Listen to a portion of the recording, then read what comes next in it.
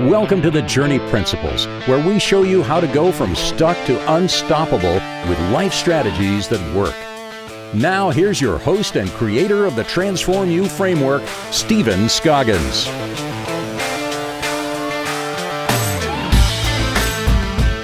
Hey guys, welcome back to the Journey Principles. So happy you're here. If it's your first time here, thanks for stopping by. Thanks for checking us out. We give you life strategies to make life mastery simple. Our goal here is to make you take you, not make you. Well, I guess make you and take you from stuck to unstoppable in every single area of your life. We like to say that stuck is nothing more than not making progress, and unstoppable is nothing more than making consistent progress on a regular basis, which is what these podcasts and all these episodes are here for and about. So today we're going to be jumping back into communication. It's one of those things that I think bites us in the butt on a regular basis, all of us, including myself and Connor from time to time. And Connor, Director of Communications, welcome to the show, buddy. How you doing? Hey man, doing well. Good to see you, buddy. Yeah. How's the haircut coming? You managed to get one yet? Nope. It's still wild. I'm thinking about what I might do, and I tested it last week, actually earlier this week. Yeah. But what is Flowbees or Flurbees or whatever? No, I don't know if I got some crap for it, if it was sarcasm or whatever. But like I slicked it back like an Italian or something like that. Yeah, I remember that. Yeah, you didn't like that? It wasn't my fave, but you know. Well, hey, maybe when you got hair that nice, you can't pull it that far back. Maybe the only thing is ponytail thing like Steven Seagal. I guess. I mean, the thing is just it's the longer it gets, the more difficult it becomes to manage, and with the little coif or whatever. What about the girlfriend, man? Maybe she can cut it for you. Maybe that's a possibility. I don't know though. I don't know if I trust anyone with my hair except for hairstylists. You can also let Jason do it. Oh yeah, I could. That's for sure. Your hair will look like mine. Right. You know, so the last episode, we spent a lot of time talking in a very transparent and vulnerable way with you guys in the audience, both on YouTube and in the podcast stream, that Connor and I actually had a disagreement like a few days ahead of actually recording how to communicate well episode, which is kind of funny. So we covered in a very transparent, vulnerable way of things of to do and then obviously of what not to do. And we thought it was best to actually share a personal experience that we had recently had in an effort to do that. Now, in that episode, if you haven't checked it out, I invite you to go back and do that. We did a couple different things. First of all, we talked about mistakes, most common mistakes people make in communication. And the second thing we did in communication is also the best things that you can do to communicate better. Mm-hmm. And as we were going through that, we were like, you know what? It seems like listening keeps coming up. Yeah, listening, I think if I had to pick one thing that's the biggest takeaway from everything we teach in communication, everything I've learned about how to communicate better, listening is like the biggest thing. Now, how'd you learn all that? Well, one is just listening to your content, so studying that, but also just experiencing it. So I've heard that always, like, you know, you have two ears. My mom used to always say, you have two ears and one mouth for a reason. I'd be like, me. But you forgot you had ears for a while, didn't you? Yeah, no, I did. I could be very impulsive, and Me too. Jump straight to, you know, wanting to say what I have to say, and you know, historically I do have problems listening, so it's been a challenge for me, and my whole life I've been told that I need to work on that. So I mean, I've heard it plenty throughout my life. It's just I recently started being like, okay, I'm not always happy with the way that disputes and conflicts go with me, so maybe I'll finally try that. I'm stubborn, so it's taken me about 23 years, but finally I've been like, all right, well, let me just see what happens. It took me 35 to get started. So yeah, there you go. You're ahead so of me. I was like, you know, let me just see what happens if I do try to sit back and listen more. And I found, like, oh my God, everyone was right. There's actually gold there. Yeah. And when you do that, things get resolved. Both people end up happy. There's win-win scenarios. And it all ends up to really go well. So yeah, I'm glad you kind of did that. It was an interesting epiphany that I had. I mean, I kind of gave everybody kind of a little insight into when my listening began to change. I'm still not perfect by a long shot, but I do at least make an honest attempt, as long as I'm not tired or hungry or something like that. Because that hangry thing is a real thing, by the way. At least I think it is. Hangry? Oh, for sure. I mean, for me, it happens more often when I'm tired than hungry. Yeah. I actually weirdly feel like when I'm fasting or when I'm hungry. Sharper. Yeah, I'm sharper. Yeah. So I think God designed us that way for a reason. Yeah, for me, it's more of a thing when I'm tired. Oh, don't even talk to me. Yeah, not a good idea. Yeah, or when I have other things going on in other areas of my life, like I'm still working on separation or compartmentalization. So you say you got married and separated? Really? Wow. What? Nothing. Never mind. I have all these different areas of life, and I'll have things that basically are going wrong with a friend of mine or a girlfriend or a business dispute, and I'll let it bleed into different relationships in different areas. And those frustrations, if I'm frustrated, even if I'm frustrated with myself, mad at myself for not getting on this thing that I've been telling myself I wanted to do for weeks. If I wake up and I'm in that state of getting pissed off at myself, I'm more likely to bleed that out into others. Yeah, no doubt. It's interesting. You mentioned compartmentalizing. That's a big word for me to say. I would actually say that we're whole people, right? There's a wholeness to us. I actually find it's more difficult to compartmentalize. Like if something bad happens at work, now I've always been this way. Maybe that's why I see it this way. I've always been the person that wears my heart on my sleeve. So if I'm mad, frustrated, angry, it's pretty easy to see. If I'm joyous, happy, that's whatever. true, and that's not true for everybody. I am that way too, I think. Yeah. Would you say that's accurate? I think you and I are very similar. Yeah. Yeah. So I'd say I'm the same way. What I'm saying is historically, especially earlier on years ago in my immaturity, and then still sometimes it catches up to me. I'll have a situation where I'll let those feelings that aren't really directed at the situation that I'm dealing with right this second bleed into this situation and allow me to not handle it in the most mature way that I could.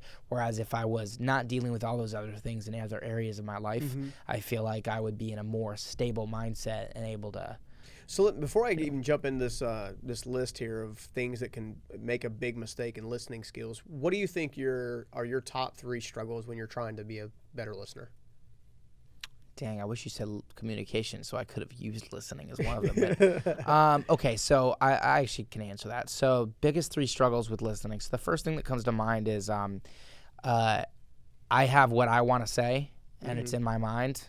And so I'm impatient to get that out, or more specifically, I'm very ADD, so I'm afraid that the thought will leave my brain if I don't say it.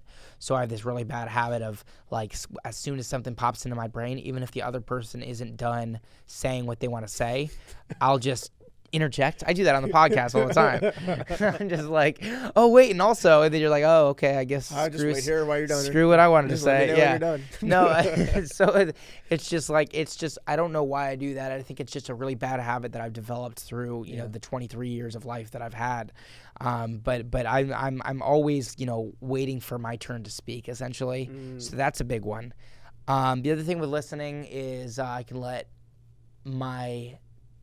the convincing that I'm right. So I'm convinced that I'm right, and my ego get in the way. So I'm well, if I'm right, then what you have to say doesn't matter anyway, and I just need to convey my which is my the point. Opposite of empathy, by the way. Right, exactly. And there was emotional intelligence was actually no. We got emotional intelligence coming up. Yeah, exactly. Yeah. Those are 2 that I have off the top of my head. I'm trying to think of a third one. Actually, you gave me 4. Oh, really? Impatience. Yeah. Ego, assumptions. And waiting for what you referred to as waiting for my turn to speak. Yeah. Which is and thinking that I'm right. I don't know if that's. Oh yeah, we can. I think I like your list better than mine, actually. Right. Yeah, for sure. Yeah, I would say that these things are common traits in people who are struggling to become better listeners. And here's the reason I think that it's important to focus on trying to level up your listening, no matter where you're coming from today. You may be a great listener right now, and you can still be a better listener, okay? You may be a horrible listener, like I used to be back in the day, and you may need to level up your listening. You may be where I am right now, which is on most days I'm a decent listener. Some days I'm not great by a long shot.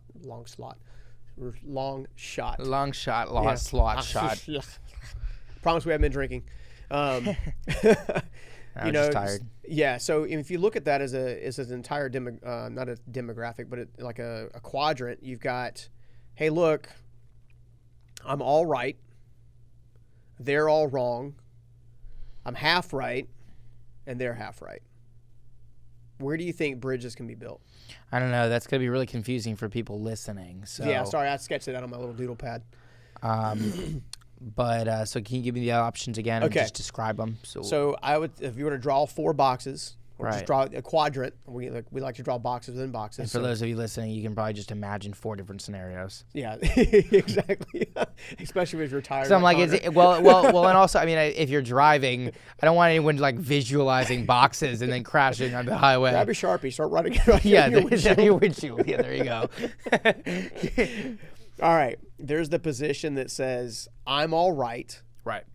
Okay, which I guess is the same as they're all wrong. So let me put that in the same box. So I'm all right, you're all wrong versus I'm half right. Okay, so that would be another quadrant. And they're half. I don't know who's right. Okay. All right, so that'd be a question. What do you think the 4th one is? We're both right? Yeah. Yeah? Yeah.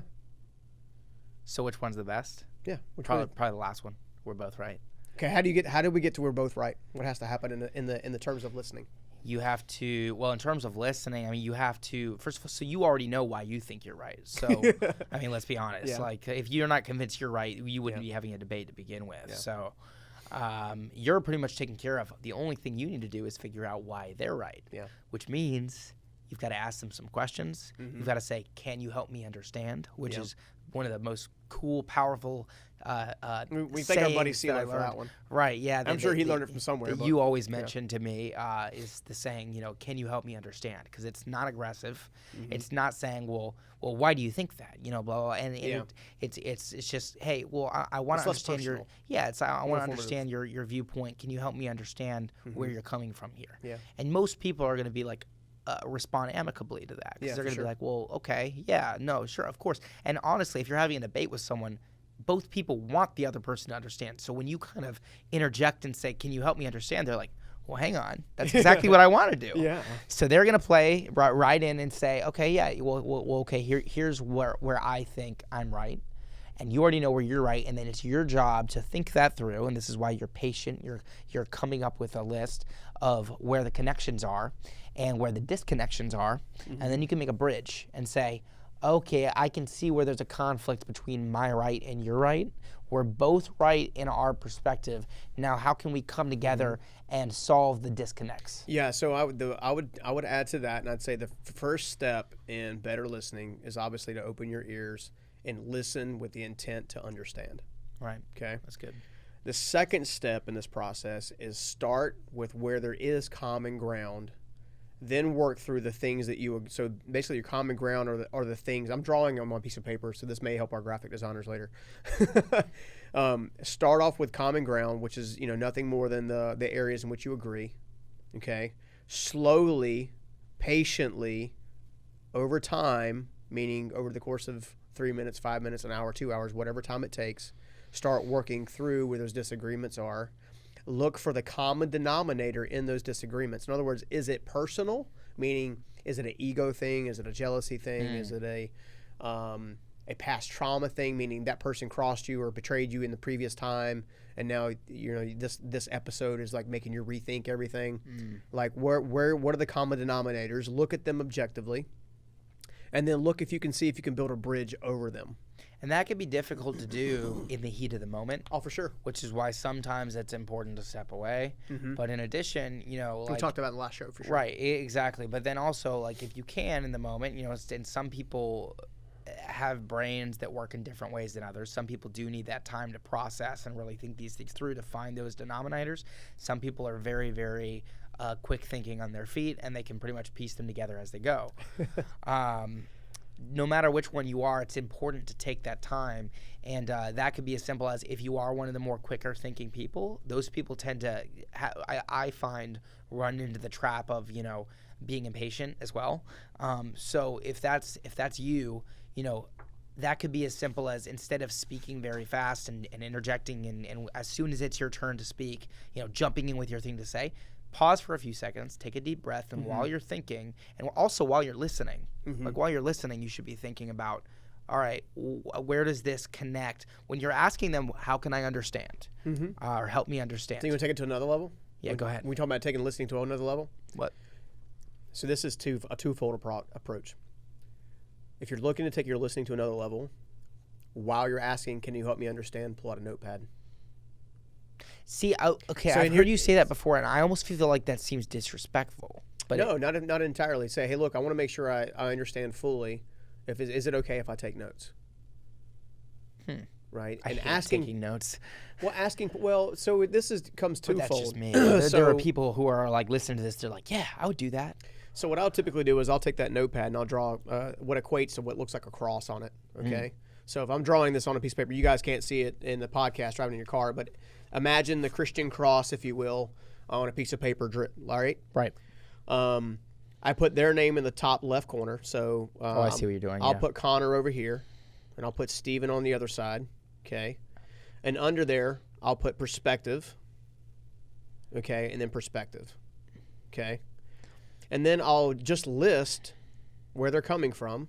Right. While I'm doing that as well, I'll also list the things I want to say that I'm not saying because I'm trying to listen. So you're basically on the left side of your paper, you're writing down the other person's perspective and the things you're hearing, and on the right side of the paper, you're basically writing down what do I want to say. Yep. That way you're not interrupting them. Exactly. And you're not losing your thought because it could be important. It could be something valuable. Mm-hmm.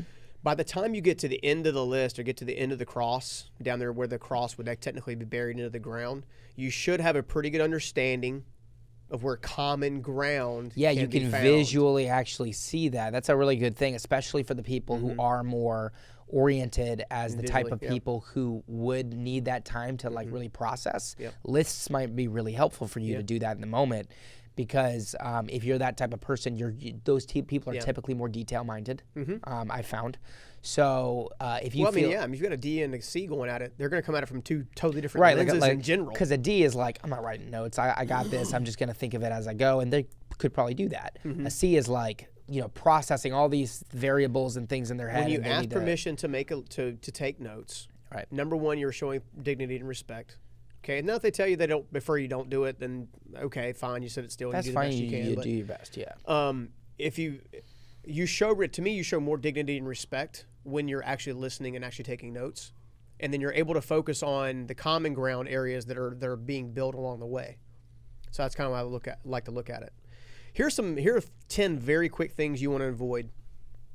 First of all, avoid leaning into your ego. So you mentioned that one. That was already on my list. Avoid making sure that your pride and your ego is standing in your way. Some people, and I've been known to do this in the past myself, are so convinced that they don't want to be wrong, that even though they know they're wrong, they'll continue going at it as if they're not wrong. That's pride. Okay, that's pride and ego all day long, right? A guy once told me that ego was edging God out, meaning it's all about you, it's not about other things. Also, pride comes before the fall, so if you're operating out of pride, you're probably going to fall in this debate. Yep. Whether that's from this person or any person not reaching an agreement with you, or this person just being like, you know what, I've had it with you. You're impossible to work with, which is what it feels like when someone is operating purely out of pride and they know they're wrong, and you know they know they're wrong, and they still refuse to. I mean, that's the most frustrating thing in the world. I know personally, like, I get angry when that happens, like, big time. So, Well, it's a sign of disrespect. And there's a difference between knowing you're wrong and then discovering you're wrong, right? And only the person internally knows whether or not that's the truth or not. So a lot of that comes down to perspective. Another thing to avoid is making inappropriate jokes or statements about the other person while you're trying to quote-unquote listen. That's a good tip, because I've done that too. You probably shouldn't say, well, if you could... It wouldn't be so bad. You could probably listen better if you would dress better. You can't use barbs and wires and guns and knives and throw them at people and expect for them to take your. So don't use ad hominems or direct insults. Ad hominems. Yeah. You're gonna have to tell me what that means. That's above my dictionary. Well, it's funny because I learned that term from my friend Chad, who studied psychology in school. So, but I'm gonna botch this. But essentially, I believe an ad hominem is essentially what you call a dagger. Yeah. So it's basically throwing around insults and basically calling the other person names. For everyone listening and watching, an ad hominem is an insult. Yeah, or it was when you call someone a name or something specific, and you're just basically being an a-hole to the person. Thanks a lot, Chad Pigos. Yeah, man. Love you, buddy. You're the best. Thanks for listening so much and hitting up on Instagram so much, by the way. All right, so no insults. That's always a bad idea. Right. All right, here's one that I'm still working through. Okay, and that is avoid being vague or unclear, because your point of clarity might be the other person's point of confusion. That's a very, very good point. Some people we struggle. Write that down, Christian. Some people struggle with that other than others. Yep. Some people really, really struggle to make things clear. It's just not the best thing that's in their wheelhouse, and they need to work on that more. Here's what helps me, because I'm one of those people that struggles to make things clear, because I typically talk in theology or philosophical nature. Like I'm a quote machine. I can do quote machines. I can do content all day long. Yeah, but a lot of time we have to refine it to say, okay, what are the actual takeaways in this stuff? Yeah, I've heard your wife say you speak in fortune cookie. I do speak in fortune cookie. Yeah, for sure. Probably because I studied the book of Proverbs. Right, so so you say things that like they sound very, very inspirational, but you're not sure what they mean. and that's why I feel like partly my role in this podcast is to try to pull you down from the clouds and say, well, what do you mean by that? And you do it for me a lot too. But that's the point. That's where I was going with this, right? So if you know instinctively that people tell you that you often are unclear, they find you unclear, if they don't feel like you communicate in a clear way. Right. The best thing that you can inspire them to do, and you have to be okay with this, is say, ask me more questions. Because I find that being a 99D, which I'm way up there, 80-something I, which means I'm very outgoing, very driven, can be influential. And we're talking about the DISC assessment. Yeah, if you haven't listened to our podcasts on personality assessments or self-awareness, then you should go back and listen to those, because we actually have a special treat for you there. Wink, wink. You can take your test and figure out what you are. Yeah, for free. So that's an area that I say, okay, look, ask me more questions. Evan, who's our executive director, I've actually given him carte blanche. Like, look, dude, you can push on me. You can ask me questions. Like, if you think it's unclear, just tell me. Yeah. But don't be personal. Just say, hey, look, I'm unclear. Can you attack the problem, not the person? That's right. Right? Yeah. Always. All right. So another one: avoid broadcasting your negative feelings to other people without communicating with the other person. Okay. Wonder where you got that. No, I long before you and I met. So yeah. I have a history of venting, and I recently learned that going around and venting to people is not the most conducive to, especially when your perspective is skewed at the moment. Right. Yeah. 100%. That's why we always say, go get perspective. Go get perspective. Absolutely. Right. It's okay to talk to a mentor that's a confidant that's not going to share the data. It's okay to get some wisdom. It's okay to do that. Well, because when you have a skewed perspective and you're having an argument with Sally, and then you go over to Bob and you're like, hey, Bob, Sally did this, this, and this. Bob's only going to hear your perspective. And Bob's like, I thought I liked Sally. Maybe I'm not so sure. Yeah, so then it turns Bob against Sally, and you think that you're trying to get Bob's, confirmation so that Bob can help you win over Sally. Like, most of the time, that's been my intent, and it's been pure intent. And I'm like, well, okay, I just need to get him on my side. Like Sally just won't see it, so I just need to get her on my side, but she won't listen to me. Maybe she'll listen to me and Bob. So I'm going to go to Bob and tell Bob my problems so that Bob will side with me, even though, the best way to do it is say, hey, Bob, I'm having this issue here. I was wondering if you'd be willing to do a meeting with Sally and I to where we could all three together sit down, discuss this, and then you can voice your concerns all you want. Bob is a bipartisan third party. Yeah, he's in some respects he's joining he's kind of entering that meeting as a mediator potentially. Exactly. So that's a more healthy way to do it. We're doing some I call it some brand tweaking that we're doing. We found some other colors that communicate with our normal blue for sure, and look really good. Yeah, we're trying to figure out how to position them. Adding in some really, really cool yellows very soon, guys, and dark blues. It's gonna be nice. For sure, for a lot of pop, right? Yeah, because we've been using a lot of blues with our brand, but yeah, yellow obviously is a very, very nice color. But literally, I'm using this example. So Connor and I didn't necessarily see eye to eye right away on the color potential changes or the color palette increase. So we had a third party, one of our graphic designers, sit down with us and say, okay, here's my perspective. He shared his perspective. She shared her perspective, and we solidified a result. And it was somewhere in the middle. Yeah, and it looked good. Yeah, I'm happy with it. So right. Again, that's that win-win strategy. Absolutely. All right, so when it comes to listening, You want to, when you do get your chance to talk, you want to avoid babbling. I was watching this TV show that my wife and I watch when we're trying to look for some mind-numbing TV called Married at First Sight. Oh man, Okay. You've talked about that before, dude. One of the last seasons, they had this guy who was sign up for that. I don't know, it's scary, but who got married at first sight, and Literally, guys, they literally like two people have just seen each other and they get married. They haven't had any conversations. I I think it's on Bravo, but anyway, dude. we watched it on iTunes. Anyway, But anyway, and not that that's important. Not that we're necessarily endorsing the show, although we do get into it from time to time. But there's this guy.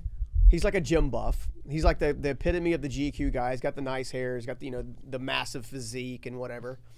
It's very clear that he's completely self-absorbed. of course. All right. Actually, that came across very stereotypical. So I'm sorry for saying, of course. Well, yeah. I mean, that's mean, Connor. Shame on you. Yeah. I'm just kidding. At any rate, so this guy comes out. And then as the show progresses, it's very clear that he has his own perspective. He doesn't want to do anything about listening or whatever. And what he'll do is the lady that he's married to is trying to have a serious conversation with him. And every time he talks, you're like, is he ever going to land the plane? Like, what the heck is he even saying? Oh, so he's like This is on camera. Like, he's like not the brightest tool in the shed. it's not that he's not intelligent, but he's trying to out-intelligent his verbal communications. In other words, he's trying to come across in such an articulate manner and such a thought-provoking manner that he's continuing to babble and go around in circles, which is nothing more than frustrating to the person he's trying to communicate with. Right? So when you do get your opportunity to speak, the worst thing you can do is to be like inauthentic and just talk about the real important things. Well, I don't know. It was just a funny thing to kind of see. The next thing is avoid sounding arrogant or ignorant. Okay. Dave Ramsey has this quote that says, "It's unkind to be unclear." It's unkind to be unclear. I find that trying to be as clear as possible, which is part of the reason I'm so direct a lot of times when I'm having communication issues, or not issues, but statements. Right. But there is a technique that takes time to learn how to be direct without being harmful. You know what I will say helped me a lot that you did in our earlier discussion that we've talked about that we had with our dispute. Yeah, what's that? So we were having some disagreements on the timeline that things should be done. Mm-hmm. You asked me, when do you think you can get this done by? Mm-hmm. You gave me an opportunity to respond. You said, okay, so let's set a deadline for right here. And then you were like, so the next thing that I think needs to be worked on is this. Do you agree? And I'm like, yeah, that makes sense. He's like, okay, so we're going to give you a week for this. And you literally sat with me and you actually very clearly laid out what your expectations were of me. And that allowed it so that, because what had been happening in the past is you were saying you wanted these things done. I was saying that I'm working on other things that I'm like, in my mind, I'm like, these are the priorities. And we were just having this disconnect without ever clearly defining what is expected. Yeah. So I would just be like, oh, I'm getting to it. But 6 months later, I'm like, yeah, dude, I mean, fine, I'll just do it. Right, exactly. And then I'm like, oh my God, you did it wrong. And I'm like, and you're like, well, you weren't doing it. So, it's this whole big thing. I'd really get at least a beta out there. Come on. Yeah. So it was this whole big confusing thing. But anyway, what ended up happening that I really appreciated was at the end of our conversation, we came to terms and we're like, okay, well, I need to speed up. I need to get those things done. And we need to clearly, let's set a expectation. And then we could share that with the team as well to make sure the team's on board. Exactly. Because I've learned that, especially with yourself and Evan being on the leadership team of Journey Principles, the worst thing that we can have is confusion between the three of us, because then it goes into everybody else, and everybody else is confused. Right. We just hired a brand new graphic designer named Christian. Mm-hmm. Welcome, Christian. Holla. Holla. Yeah. welcome to the team. And in doing so, literally, it was like that she comes on day one. We're trying to sit down with her together and like say, here's your job responsibilities. And I'm like coming from this direction. You're coming from another direction. She's like, all right, so I'm actually confused. Yeah, like, yeah. So she shows up. What is it you want? What is it you guys actually want me to do? Right, because you gave her 5 things, and I said, well, no. Here are the 3 things that I really need. And then we're like, well, hang on, okay.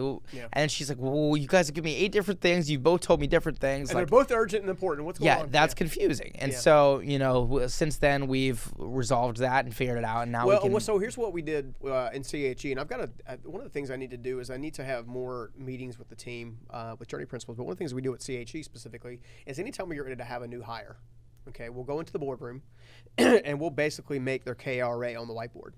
So we're looking at their character traits. We're looking at what do we want them to manage, what responsibility for, how are they going to communicate, what does the folder path look like on the hard drive? KRA is a key results area. Yeah, which is basically a job description. Isn't it? With results. Key results area? Yeah, key results area. Anyway, and that's something else that we can use to kind of bridge that gap. But yeah, no, it was an interesting. For sure. But I just want to let you know that I appreciated that, because in the way of clarity, that was very helpful for me, was laying that out and specifically saying, hey, is this an actual achievable thing? Yeah. Because now I've agreed to it.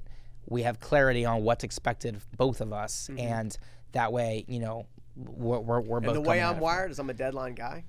So I have zero problems with other people setting their deadlines as long as they hit them. Yeah, which is awesome. And so the problem before was we were too vague. I was too vague about when it would get done, so he got impatient. And, he was like, dude. Actually, I was patient. You were patient for a while, and I just wasn't getting it done because it was, for sure. So, anyway. So, all right. So here's some greatest learnings. One of which I've already kind of mentioned, which is unkind to be unclear. Comes from Dave Ramsey. It's very, very unique, because I think we need to be intentional about being clear. Right. Because when we're not clear, we, just like the Christian example, we set people up for failure. Right. Right. And that's a leadership problem. That's not a person problem. So we want to make sure we address that. But on top of that, when it comes to great listening and leveling up, I find that a lot of people want to lead well. Like, people want to become leaders. A lot of people that listen to our podcast and watch our videos and stuff like that are on their leadership journey. Some of them are early on in their leadership journey, but that's one of their things. In order to lead well, you've got to listen well. All right, so if you want to lead well, you got to listen well. And the action item to make that happen is you need to be able to articulate back to them what they've said. That should be your goal in listening. I think that's the easiest way to do it. Yeah, agreed. One of the ones I took for granted early on, it made the list because of an experience I had. In 2011, I had a growing business. I had, by the world standards, I was pretty successful. I had the toys, and I had the stuff. At what time? 2011. 2011, got it. And then I got to go to Entree Leadership for the first time and meet Dave Ramsey and his people and his team, and then we became fast friends over the next 10 years, basically. Well, right at 9 years now. That's awesome. So that's how that whole thing started. But so I went there. I got my teeth kicked in because I wasn't a great leader. I just didn't know what I didn't know, honestly. I will say this. Like, I was very impressed hearing your story, and this just shows how much certain things are more important than others. But, like, I was so surprised almost that, like, you were as successful as you were with how bad of a leader you described as being. There's lots of bad leaders with successful businesses. Lots of them. I guess it was just because I struggled so much, and like I didn't know what was causing that. But I think it's the difference in action taking. Like, you literally took so much action. I took so much action that I actually made the greatest mistake I've ever made. And here it is. And this is a bonus thing. This is not related to listening per se. Right. But one of the greatest mistakes in life I ever made was building a business without building myself. Because if I had stayed the homeless kid, right, the mentality that comes with that, the poverty mindset, the low self-worth, the negative self-esteem, if I'd have stayed in that zone, there's no possible way that we would be sitting in the studio today. That's true. I would have ran off every single person I ever hired. I would have pissed off every single customer I ever had. Yeah. Right. It's not consistent, but it's okay to start with where you're at.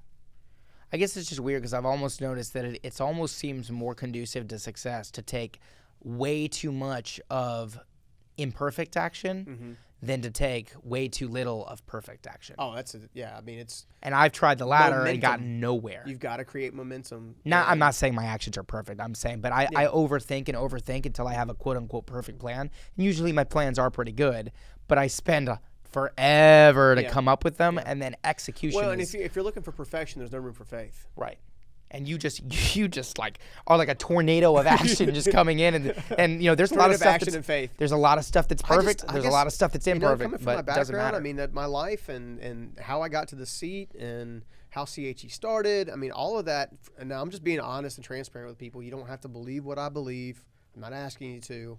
I love you anyway, and you can listen, and we'll be friends, and we're going to teach you and love on you no matter what, regardless of your faith background, right? But I had a physical encounter that I cannot explain that changed everything for me. I'm not going to look back, and everything that I'm sitting here today going through and walking through, everything I believe comes from a trust in a God that is bigger than me. You have to trust in the process. So right, and who creates the process? Well, God is very, very helpful. So like Yeah. if you do have religious faith or even faith in something like that, it is I'll call it like almost a shortcut to that trusting in the process. It's a catapult. It is. Yeah. And so like when we talk about the spiritual pillar, it's not always about religion or we'll get into that for sure. But for real, like it's not necessarily about that. What matters is that you have that sense of unwavering faith that it'll work out. That's very tough to happen for a lot of people. They struggle with that. But God can be a shortcut. So well, and so he's not a tool. In other words, he's not. No, of course. But I have found that a level of surrender does take a lot of problems away. And here's what I mean by that. So going back to the story real fast. I had been trying to implement all of EntreLeadership's Master Series content for probably 18 months. And I mean, I was really working hard. I was working hard on myself. I was reading books. I was podcasting, YouTube, before it was even cool, right? Like I'm doing all this extra work. And I just didn't feel like I was getting the traction. And I was sitting in the live event studio. It's like a big conference, a big hotel conference room thing. Dave's on stage with a handful of his leaders that came from his management team. He's sitting on stage up there, and they're taking questions from the audience. And the mic comes to me. A good friend of mine, Tammy Kornberg, who works for Dave's team in the EntreLeadership side, brings a microphone over. And with tears in my eyes, I basically said, Dave, like I've been working for 18 months trying to put this together, trying to make this happen, trying to change me, change the business, and the business was successful. I just didn't like the culture that it was. Like I didn't like the fact that people were scared or intimidated of me. I didn't want that. Because I was at the end of the day, I was fighting for them. Right. I just didn't know how to articulate it then. Right. So I've been going through this entire process, and I'll never forget this. You've ever told me this story. I'll never forget this. Mike comes to me, and I basically express with tears in my eyes. And I actually had team members in the room at the time. Part of my leadership team at the time was in the room. I said, Dave, I've been working my butt off trying to change me, change how we communicate, put the KRAs in place, put this in place, put that in place, right? I bootstrapped this entire thing. I'm running out of gas. I'm running out. Like I'm running on fumes. There's nothing more I can do. And Dave, who is normally he's not a hard ass by any stretch of the means, but he's very bold. Yeah, very sure. People have told me that there's some similarities. Very direct. I've had a couple different conversations with Dave throughout the years. Some have been direct, meaning like a swift kick in my butt. This one was very different. Wow. This one was just keep going, dude. Give yourself some grace. You didn't get here overnight. I mean, you didn't make these mistakes that led you to the first live event to begin with overnight. Like it was a process. And like you and I were discussing. What did that mean to you? What it meant to me was hope. I felt hope. I felt that I wasn't a lost cause. I felt like that all the energy and all the effort that I put into trying to change my life and trying to become a better husband at the time and better business owner was not going to be for naught. But one of the things he was basically saying is when it comes to listening and learning and all that stuff together, you've got to give yourself grace. You are not going to come out of the gate day one and be a great listener. Right. Or any of our content, anything we teach. You're not going to get it right away. And that most people who study personal development, they expect to just, okay, I'm going to reform my habits. I'm going to change my mindset. I'm going to do all these things. I read my book, and then I'm going to apply. And then 90 days later, I'm expecting it to be completely fixed. Right. And then they beat themselves up. I did this for years. I still struggle with it sometimes because I have read more personal development books than almost anybody my age. Like I would say, probably. Well, in the short amount of time we got left, because we only have a couple minutes left, I just want to share with you people out there, with everyone listening. If you're listening in your car, you're watching on YouTube, either way. I just want to tell you to give yourself some grace. Yeah. The reason they call it personal development is because it's personal.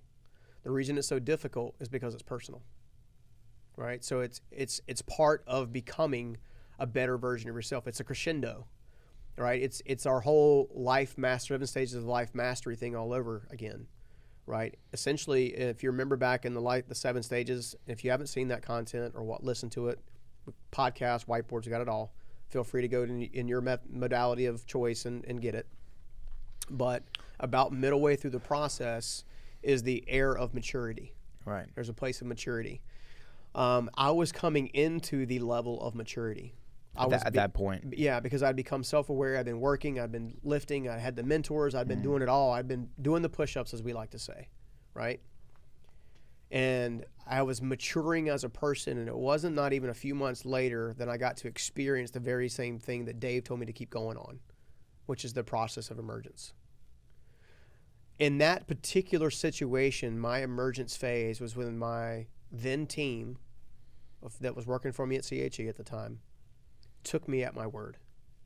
In other words, they had been given so much evidence that I had been doing it and doing it and doing it and doing it. It wasn't me saying I was going to become better, or I loved on them, or I was going to treat them better, or nothing like that. It was they saw you putting in the work. Yeah, they saw me putting in the work, and I undervalued that. I undervalued that because I wasn't getting the response that I looked for, and then that's when the consistency is key comes into play. Right? Great listeners are consistent. Okay? The key to great listening is being consistent and doing these things that we talk about. All right? So we got 15 seconds left, and I would say these are your 3 steps in leveling up your listening. Lean in. Lean towards the other person. Empathy, care, personality styles. Lean in. Second one, listen to understand, which means you can repeat what they said. If you cannot repeat what they said, you did not listen to understand. There's your gauge block. Yeah, there you go. The third one is learn. Learn and grow. Learn and grow and keep going. And then when you feel like giving up and you feel like everything's a loss, take some time to yourself and then give yourself some grace. I'm not perfect. Connor's not perfect. Our team's not perfect. But we do have a process that makes perfection happen over time with consistent effort. Brick by brick, you by build a house. Exactly. The good news is if you'll take the time to build your foundation, if you will, build your bricks, if you will, then your families and your generations can stand on the foundation that you laid. Yeah, for sure. Okay? All right. We're out of time. We're actually over time. We love you. We're happy for you. We think you're amazing. We think you can kill this thing. And we'll see you again on the next Journey Principles. Take care, guys. Bye. I'll see you in the next video. And please, if you don't mind and you enjoyed the life mastery content we're building, consider hitting the subscribe button and also hitting the bell so you'll be the first to get notified anytime we release new content.